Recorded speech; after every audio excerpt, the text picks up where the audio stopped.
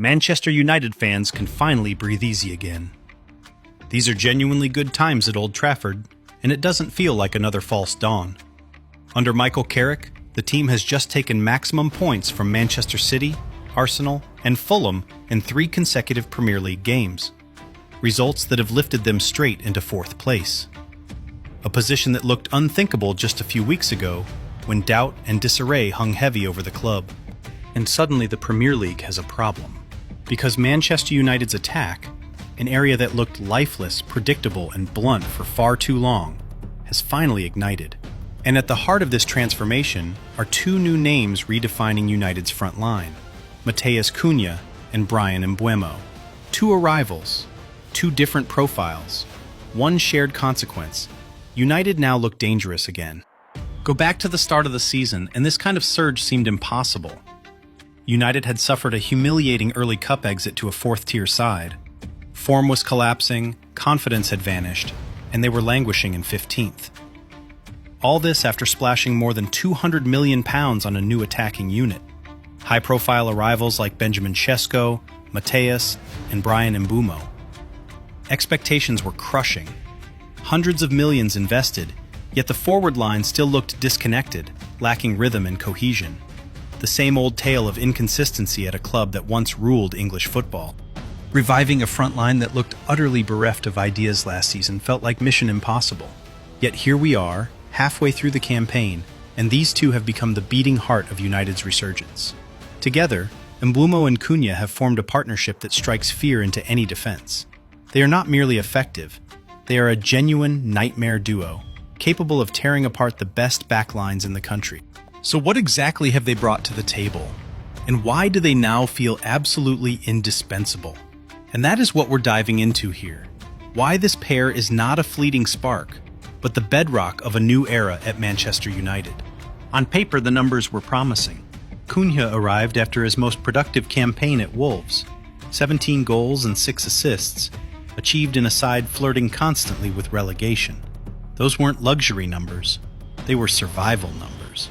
Meanwhile, Mbeumo came off a 20-goal Premier League season with Brentford, a milestone no United player had reached since Robin van Persie over a decade ago. Still, doubt lingered. But this time felt different. Both players came with hunger, clarity, and something United had been missing: joy in playing football.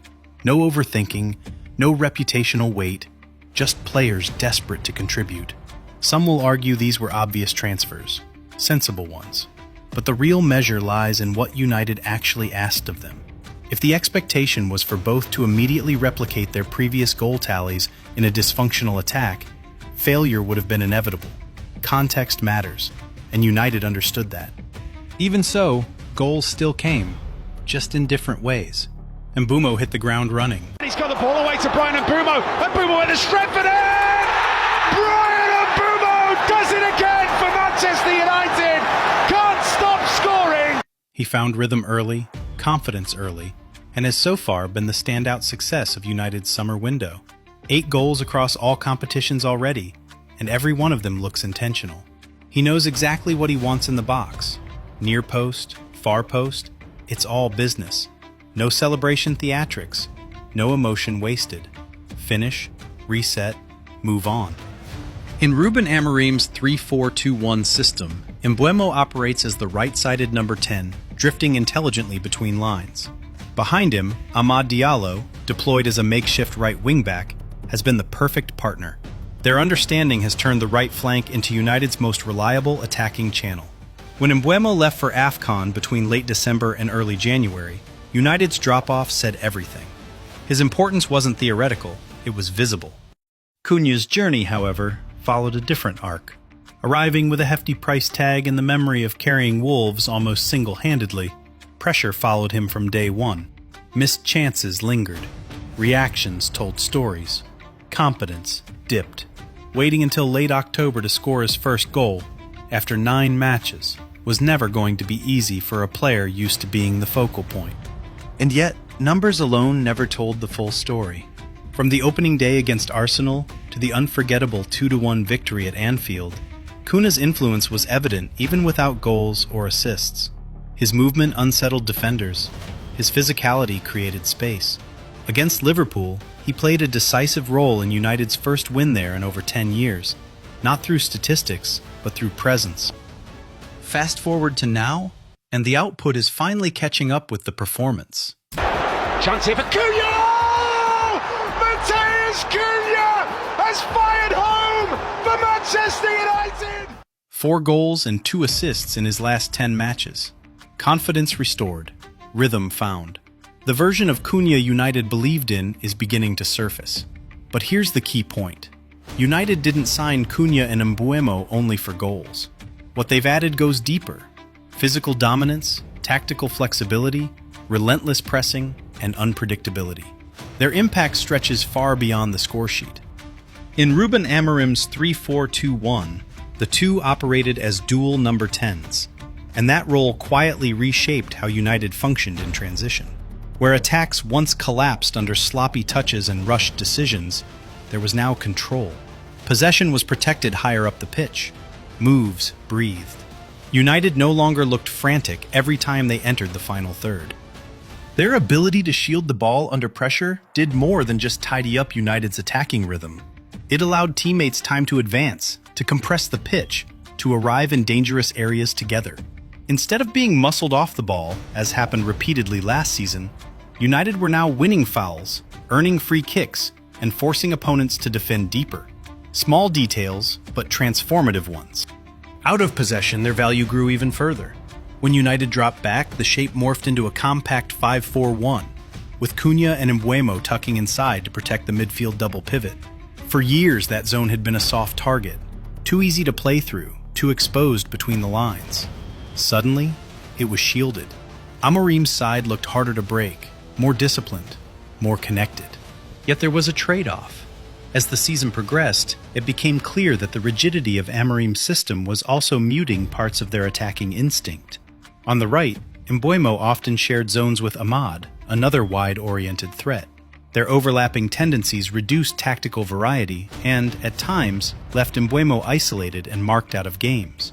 On the opposite flank, Cunha, despite his familiarity with the role from his time under Vitor Pereira at Wolves, suffered from a lack of progression behind him. United's left side struggled to advance the ball, forcing Cunha to drop deeper and deeper to initiate moves himself. Too often, that meant carrying the ball from his own half all the way to the edge of the opposition box. And when he finally arrived there, fatigue and tunnel vision sometimes took over. Shots replaced smarter passes, not out of selfishness, but necessity. That changed under Michael Carrick. With United transitioning into a 4-2-3-1, the shackles came off. Tactical responsibility eased. Freedom increased. Cunha and Mbeumo were no longer required to think first and feel later. Now, instinct led. And instinct, unlike structure, can't be coached. Between the two, Mbeumo can reasonably be argued to have made the greater overall impact across the season, though injuries hardly helped Cunha find early momentum. Neither player has been confined to a single role. In fact, the Brazilian has arguably been asked to do more tactically than his partner. Both have operated as central forwards at different moments. Cunha, under Amorim, valued for his relentless pressing and ability to win second balls from long goal kicks. Mbeumo, under Carrick, selected for his explosive runs in behind defensive lines. Physically, both offer intensity. Even without dominant height, Mbeumo's off-ball work stretches backlines relentlessly. On the biggest stages, that has mattered. He opened the scoring in the 2-1 win over Liverpool. He struck in the draw against Tottenham.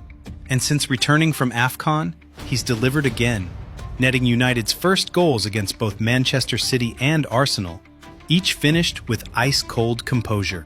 Cunha, too, has risen when it mattered most. Introduced from the bench against City and Arsenal, he changed both games. First with a pinpoint cross for Dorgu in the derby, then with a stunning winner at the Emirates. But even beyond that decisive moment, his contribution was vital.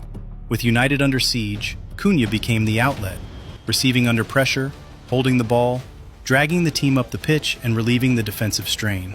Cunha is exactly the forward United have been crying out for. Fire and composure, chaos and control, grit and silk. Every week he looks more assured, more dangerous, more complete. This isn't just a good signing anymore.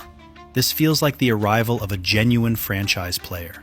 Every touch, every run, every battle. Matías Cunha was born to play for Manchester United. And the most unsettling thought for opponents is that this partnership is still in its infancy. When they link up, defenses unravel. When they score, Old Trafford roars like the old days. The Premier League has taken notice. The fans have fallen in love. And the football world can't look away. Because this isn't just a partnership. This is the dawn of a new chapter. Bryan Mbeumo and Matías Cunha, the Premier League's most dangerous new duo. The pair that turned despair into dominance. Manchester United's next great attacking force. And perhaps, just perhaps, the ones who will lead the club back to the very top.